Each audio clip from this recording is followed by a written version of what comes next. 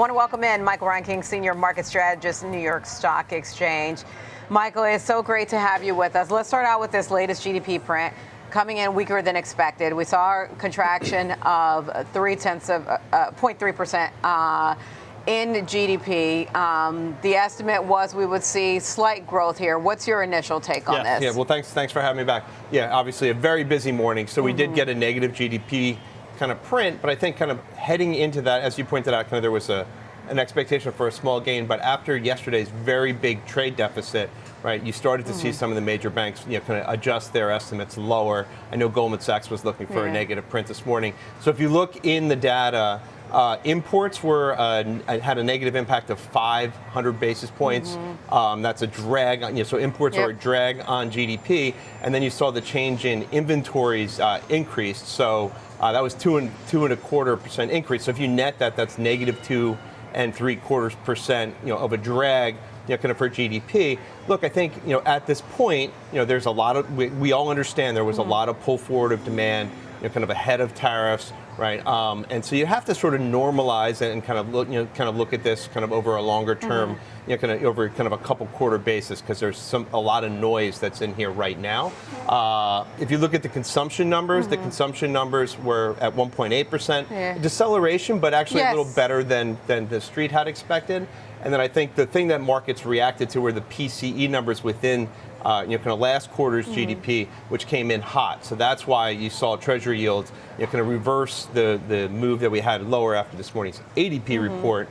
That's why Treasury yields kind of moved back to the upside. We'll get into ADP in a moment, but then how should we interpret that deceleration in consumer spending? Because there was this expectation, not just for the, obviously companies were trying to get in front of the tariffs, so we can see that in terms of the imports, but there was the expectation that consumers would go on a buying spree as well, some expectation of that. How should we interpret the deceleration in consumer spending? So I think there's some deceleration. That 1.8% number is still a pretty solid number. You saw a big increase in Q4, right? So there was, you saw that pull forward happening in Q4 as well, right? So there's some deceleration.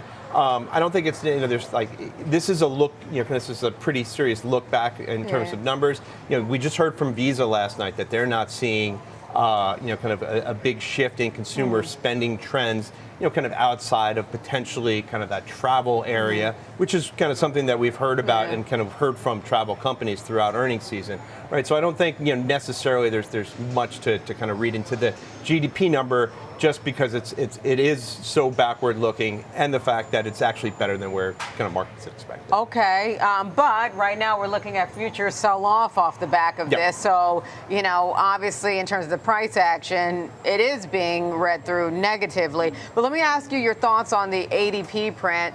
That showed private sector job growth of 62,000. That was weaker than expected. Yes. Now, once upon a time, it used to correlate more to the government's non-farm payrolls report. Nowadays, they tend to diverge. Every now and then, they move in lockstep. Does it worry you at all, those numbers, or how do you read them? So, it's a continued deceleration in terms of hiring that we've been seeing kind of over the last year. There was a negative report.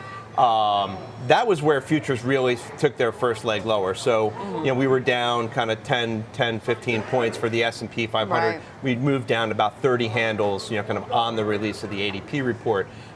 Within that report, we saw a slowdown in education services and healthcare services. That's been a big driver for the NFP numbers over the last couple years. The travel and leisure actually was kind of slightly positive, but a slowdown, right? And 26,000 jobs added, right? So, I mean, we kind of understand, given the environment, right? There is this uncertainty. We've seen a slowdown in hiring. I think the key is, kind of from a broader perspective, looking forward, we're not seeing, kind of layoffs, right? In a large. In any sort of large way yet, right? If you look at yesterday's JOLTS jobs numbers, right, we saw kind of separations, or the separations number around 1%. So we're well below averages, kind of historical averages going back to 2000, right? And we're actually down at a tenth or two, kind of from where we've been. So we're seeing that slowing hiring, the slowing in hiring, but we're not seeing kind of layoffs, which means we can kind of muddle through here. Okay, muddle through. We've got PCE coming later this morning. You and I were just having a conversation about how it usually comes at the same time that we got all this data. What are you expecting to see there? I mean, so the CPI and PPI numbers came in a little better than expected, right? So we're expecting to see, kind of some deceleration as you can just kind of the inputs into that PCE number. So, we're looking for a deceleration from the previous month, I think by about 0.2%. Okay. Kind of on the core and headline. All right. And if you could just leave us with a quick final thought on, is the focus really today going to be about the macro as we close out the month? Or, is it going to be just wait and see on any tariff headlines? So, I mean, I think it's a mix, right? So, I mean, we have to keep in context that we've just had this very, very big rally off of the lows, right? I mean, almost 15% off the lows. I mean, surprisingly enough, we were within 1% of a flat month in April after being down over 10%. We haven't seen that happen since 2008, right? So, I mean, that was like, just to highlight how much volatility there's been. Yeah. I think there's clearly some focus on the economic data this morning.